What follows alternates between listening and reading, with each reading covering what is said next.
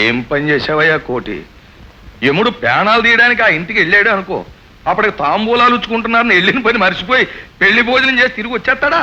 రాడు, ప్రాణాలు తీసే వస్తాడు. అలాగే నువ్వు డ్యూటీ మీద వెళ్ళినప్పుడు డ్యూటీ పూర్తి చేసుకు రావాలి, కానీ మధ్యలో మనసు మార్చుకుని ఇలా వెనకొచ్చేస్తే ఎలాగయా? అబ్బాయి కోటి, కిరాయి రౌడీ అన్నాక మనసు బండగా ఉండాలి. జాలిపడ్డం కానీ అయ్యో పాపం అని కానీ ఉండకూడదు. క్వశ్చన్ లేదు, ఇక సెంటిమెంట్ అనేది ఉండకూడదు. అసలు రౌడీ అనేవాడు ఎలా ఉండాలంటే, వారిని అబ్బా ఎలా ఉండాలో నాకు తెలుసులే, మీరేం చెప్పనక్కర్లేదు. అక్కడ పరిస్థితి చూసి నాకు జాలేసి మనసు మారిపోయింది. ఆడి సంగతి తర్వాత చూద్దాంలే. పర్లేదు, తర్వాత చూస్తాను. ఈ ఊళ్ళో పెద్దలు చేసే దారుణాలు దుర్మార్గాలు అన్ని వివరంగా ఇందులో రాశాను. దీని మీద మీరందరూ సంతకాలు చేస్తే ఒక వినతి పత్రంగా పట్నం వెళ్లి కలెక్టర్ గారికి అందజేస్తాను. దీంతో పాటు కొన్ని సాక్ష్యాలుగా నేను తీసిన ఫోటోలు కూడా ఆయనకిస్తాను. దాంతో ఆయనే వాళ్ళ మీద తగు చర్య తీసుకుంటాడు. అది కాకుండా వాళ్ళు అడ్డం పెట్టుకున్న ఆ కిరాయి వాడి బాధ కూడా తొలగిపోతుంది. ఆ పైన మన పొలాలకు నీరు ఇప్పించాలని, ఎరువులు దొరికేటట్టు చేయాలని కూడా దీంట్లో రాశాను. కనుక మనం హాయిగా బతకాలంటే మావా, నేను ఒక మాట చెప్తాను, వింటావా? చెప్పు. నిన్న లక్ష్మికి కానుకగా డబ్బులు ఇచ్చి వెళ్ళావు. నాకెంత సంతోషం వేసిందో తెలుసా? ఆ సంగతి లక్ష్మికి చెప్పేటప్పటికి వాళ్ళ అమ్మ లక్ష్మి ఎంత సంబరపడ్డారో. అందరినీ ఆనంద పెట్టే నువ్వు మంచి పనులు చేయక ఇలా డబ్బు కోసం మాయదారు పనిచేయడం ఏమిటి? నా మాట విని కిరాయి పనులు మానేసి నేనేం చేయాలో ఏం చేయకూడదో చెప్పడానికి నువ్వే వస్తువే. కూర్చోబెట్టి అన్నం పెట్టి నీతి బదులు చేద్దాం అనుకుంటున్నావా? తప్పైనా ఒప్పైనా నాకు నచ్చే పని నేను చేస్తాను. నువ్వు కాదు, నీ తల్లో జేజమ్మ చెప్పిన అయినది లేదు. ఇంకెప్పుడు ఈ విషయం నా దగ్గర ఎత్తొద్దు, గుర్తుంచుకో. బాబు బాబు నమస్కారం, తప్పైపోయింది. ఇంకెప్పుడు ఇలాంటి పొరపాటు మాట మాట్లాడను. నువ్వు కాళ్ళే విరగొడతావు, చేతులే విరగొడతావు, నీ ఇష్టం వచ్చినట్టు చేసుకో. చూడు, అర్థం ఆకలితో లేచిపోవటం మంచిది కాదు. అన్నయ్య, పట్నం నుంచి వచ్చేటప్పుడు నాకు గౌరికి మంచి రకం గాజులు 4 జతలు పట్టురావాలి. 4 జతలు ఏమిటమ్మా? ఒక మలారం పట్టుకొచ్చేస్తాను. తమాషా కాదన్నయ్య, ఎర్ర రంగు గాజులు మంచిగా పట్టురావాలి. అన్నట్టు మర్చిపోయాను, సన్నటి అంచున్న చిలకపచ్చ రంగు చీరలు నాకోటి గౌరీకోటి మర్చిపోకుండా పట్టురా అన్నయ్య. అలాగేనమ్మా. పిచ్చి పిల్ల, పట్నం నుంచి నీకు మొగుడినే తీసుకొస్తున్నవాడు గాజులు చీరలు తీసుకురాడు. బాబు, ఇదిగో లగ్న పత్రిక. క్షేమంగా వెళ్ళి లాభంగా రా బాబు. తప్పకుండానమ్మా. నేను వెళ్ళి నా చెల్లికే కాదు, ఈ పల్లెకు కూడా కళ్యాణం జరిపి సుఖశాంతలతో అందరూ పండుగ చేసుకునేట్టు చేస్తానమ్మా. ఇంతవరకు మనం చేసిన, ఇప్పుడు చేస్తున్న పనులన్నింటినీ వివరంగా కాగితం మీద పెట్టి కింద ఊరందరి చేత సంతకాలు చేయించాట. పట్నం తీసుకెళ్లి అది కలెక్టర్ గారికి ఇస్తాట. కలెక్టర్ ఏమో కొత్తవాడు, చాలా నిక్కచ్చైన వాడు. ఈ కాగితాలు కనుక ఆ కలెక్టర్ గారి చేతిలో పడితే మనం ముగ్గురం కటకటాల వెనక్కి వెళ్ళిపోవడం ఖాయం. క్వశ్చన్ లేదు కోటి, నువ్వు ఆలోచన చేయకుండా వెంటనే వెళ్ళి వాడు పట్టణం జారకముందే పొలిమేరలో వాడిని పైకి పంపించే బాబు. అబ్బా, ప్రాణాలు తీయటం నా పాలసీ కాదని ఇదివరకే చెప్పాను. అబ్బా, మన అవసరాల కోసం పాలసీలు మార్చుకోవచ్చు కోటి. మార్చుకోను. సరే, తో పని చేయి, వాడిని ప్రాణాలతోనే పొలిమేరల్లో తీసుకొచ్చి మాకు అప్పగించు. ఇదిగో అందాక ఈ 1000 తీసుకో.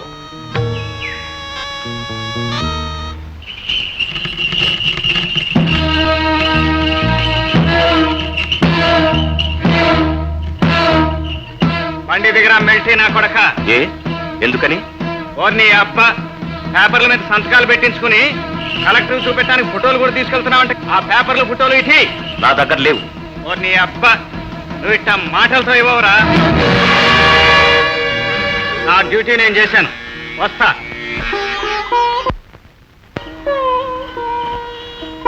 అమ్మా లక్ష్మి, అన్నయ్య 4 గంటలకల్లా వస్తానని వెళ్ళాడు. ఇంత చీకటి పడ్డా ఇంకా రాలేదే. పట్నంలో ఎవరైనా తెలిసిన వాళ్ళ ఇంటికి వెళ్ళుంటాడమ్మా. ఎక్కడికి వెళ్ళినా వాడు ఇంత పొద్దుపోయేదాకా ఉంటాడా? నాకేదో దిగులుగా ఉందమ్మా. ఊరుకోమ్మా, కాస్త ఆలస్యమైనంత మాత్రాన కంగారు పడతావెందుకు? వచ్చేస్తాడులేమ్మా. కలెక్టర్ దగ్గరికి వెళ్ళాల్సిన నా కొడుకు మా కాళ్ళ దగ్గరికి వచ్చి పడ్డాం. గౌరీ, గౌరీ. లక్ష్మి, ఏమిటి లక్ష్మి ఇలా వచ్చావు? ఉదయం అనగా పట్నం వెళ్ళిన అన్నయ్య ఇంకా రాలేదు. చీకటి పడకుండానే వచ్చేస్తానన్నాడు. ఏమైందో, ఎందుకు రాలేదో అని అమ్మకి నాకు దిగులుగా ఉంది. అవును, సాయంత్రం అనగా నీడకెళ్ళిన దానివి ఇంత పొద్దుపోయిందాకా ఇక్కడేం చేస్తున్నావు? నా మాటకేం గాని, చూడు, మీ అన్నయ్యనేం పిల్లి ఎత్తుకొని పోదులే. నువ్వేం దిగులు పడమాక. పెళ్ళింటి పట్నం కదా, చెల్లమ్మకి ఏదైనా తీసుకొని రావాలని బజార్లో తిరుగుతూ ఉంటాడు. అంతేనంటావా? నిజమే. ఆ గౌరీ, మనిద్దరికి ఒకే రకం గాజులు తీసుకురమ్మని మా అన్నయ్యకి మరీ మరీ చెప్పాను. ఎన్ని డజన్లను అడుగుతావేంటి? ఈ 2 మలారాలు ఇచ్చేయి. గౌరీ, సన్నటి అంచున్న చిలకపచ్చ చీరలు 2 తెమ్మన్నాను. నీకొకటి నాకొకటి. నాకెందుకే, పెళ్లి చేసుకుని కాపురానికి వెళ్లేదానివి నీకు కావాలి గాని. మా గౌరీ ఇది కట్టుకుందంటే ఈ చీరకే అందం వస్తుంది. ఇది ప్యాక్ చేయి. నేను ఇక్కడికి వచ్చి చాలాసేపు అయింది. ఈ పాటికి అన్నయ్య ఇంటికి వచ్చేసాడేమో. నీ వెళ్తా గౌరీ. చూసేళ్ళు, చీకట్లో జాగ్రత్త. వెళ్ళొస్తాను. చెప్పు చెప్పరా. మీరేం చేసినా సరే ఆ ఫోటోలు కాగితాలు మీకు దక్కవు. ఎలా దక్కవో మేము చూస్తాం. కానివ్వండిరా. అప్పన్నా తన్నా మన్నా అందరికి దండాలన్నా సాగినోడి నోటు నిజం తన్నుకుని వస్తాదన్నా.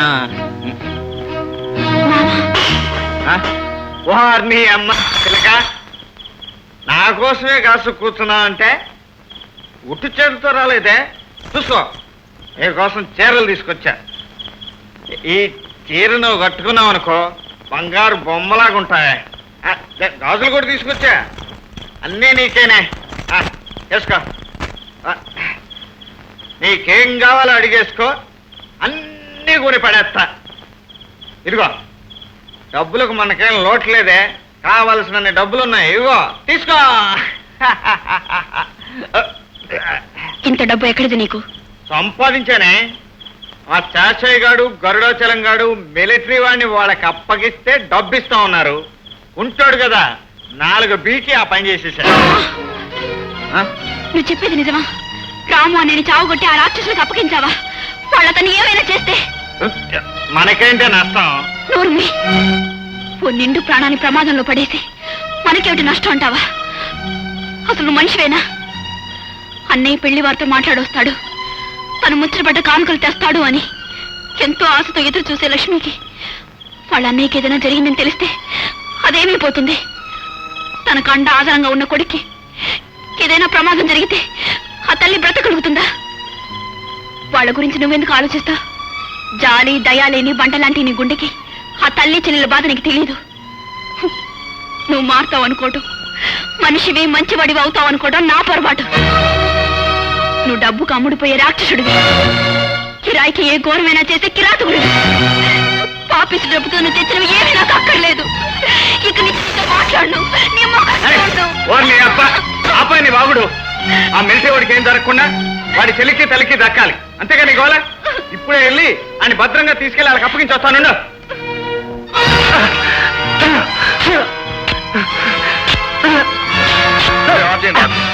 చచ్చే ముందు ఒకసారి దేవుడు తానం అన్న ఎట్టుకుంటాడు. వీడు గంట కొట్టేశాడు బావా, క్వశ్చన్ లేదు. ఓ పని చేయండి, దీని ఏట్లోకి తోసేయండి. మనిషి గొడవ ఉండదు, ఫోటోలు గొడవ ఉండదు, మాకు పాపం అంటుకోదు. అలా చేయండి. అలా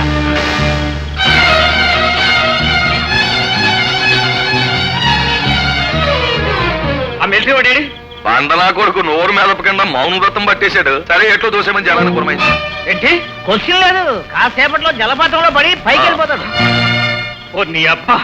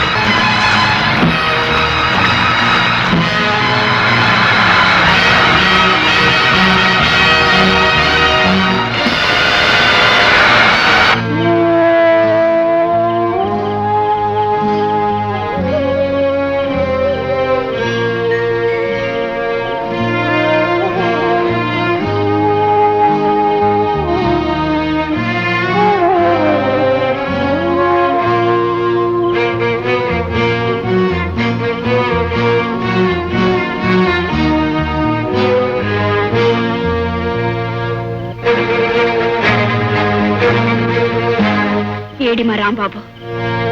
నిన్నే అడిగేది. ఎక్కడ రాంబాబు? చచ్చిపోయాడు. చంపావు, నా బిడ్డ నువ్వే చంపావు. అప్పుడు వాడి కాలెరు కొట్టావు, ఇప్పుడు వాడి ప్రాణం తీసేశావు. ఆ చేతులతోనే మా ప్రాణాలు కూడా తీసేరా, తీసేయి. వాళ్ళు లేకుండా మేము బ్రతికేం చెయ్యాలి? మమ్మల్ని కూడా చంపేరా. అప్పుడు నీకు తృప్తిగా ఉంటుంది, నీ మనసు చల్లబడిపోతుంది. వాడు పట్నం ఎందుకెడుతున్నాడో నీకు తెలుసా? అదిగో దాని పెళ్లి చెయ్యాలని లగ్న పత్రిక తీసుకెళ్తున్నాడు రా. వాడు నీకేం ఉపకారం చేశాడని చంపి నా కడుపులో చిచ్చు పెట్టావురా. అది కాదమ్మా. ఇంకా ఏం చెప్పాలనుకుంటున్నావురా? నీకు తల్లి తోడబుట్టిన వాళ్ళు ఉంటే నువ్వు ఇంత దారుణమైన పనులు చెయ్యవురా. నువ్వు మనిషివే అయితే ఇంత ఘోరంగా నడుచుకోవురా. నువ్వు మనిషివి కాదు, రాక్షసుడివి. డబ్బు కోసం అమాయకుల్ని బలి తీసుకునే కసాయి వాడివి. నిన్ను ఏం చేసినా పాపం లేదు. ఒరేయ్, నా బిడ్డను చంపావు, వాడి శవాన్ని ఎక్కడ ఉంచావురా? కనీసం నా బిడ్డ శవమైనా నా కళ్ళకు చూపించరా? చెప్పరా, చెప్పు. నా బిడ్డ శవం ఏం చేస్తావు? చెప్పరా, చెప్పు, చెప్పు. నా కొడుకు చంపినందుకు నాశనమైపోతావురా. నీ నోట్లో పురుగులు పడతాయి. నిజంగా నేను పశువుగా పుట్టించవలసింది నిన్ను మనిషిగా పుట్టించి ఆ దేవుడు చాలా పెద్ద తప్పు చేశాడు. ఆడికి మనసు అనేది ఉంటే ముందు నిన్ను చంపి ఆడు చావాలి.